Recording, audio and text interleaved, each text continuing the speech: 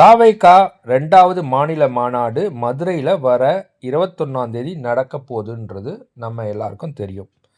அதையொட்டி விஜய் அவர்கள் ஒரு அறிக்கை வெளியிட்டிருக்காரு. அந்த அறிக்கையை நான் அவருடைய வார்த்தைகள்லேயே சொல்கிறேன். நம்மோட அரசியல் பயணத்தில் அடுத்தடுத்த கட்டங்களை தாண்டி வருகிறோம்.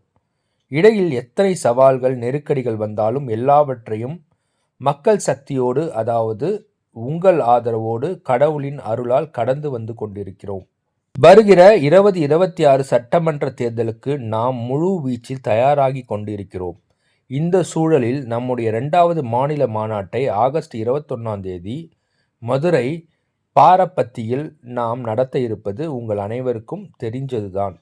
முத்தமிழையும் சங்கம் வச்சு வளர்த்த மதுரையில் நம்முடைய கொள்கை எதிரியையும் அரசியல் எதிரியையும் சமரசமே இல்லாமல் எதிர்த்து நின்று ஜனநாயக போரில் அவர்களை வென்று தமிழ்நாட்டு மக்களுக்கான நல்லாட்சியை நிறுவுவதே நம்முடைய குறிக்கோள் என்ற நிலைப்பாட்டை உறுதி செய்வதுதான் இந்த மாநாடு.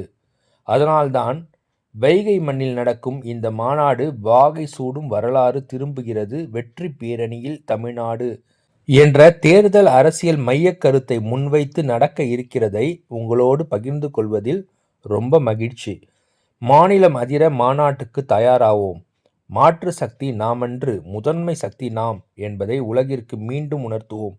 நல்லதே நடக்கும், வெற்றி நிச்சயம். இப்படி அந்த அறிக்கையில் தாவைக்கா தலைவர் தளபதி விஜய் அவர்கள் சொல்லியிருக்கிறார். தளபதி சொன்னது போல 21ஆம் தேதி தமிழகம் அதிரப்போவது நிச்சயம்.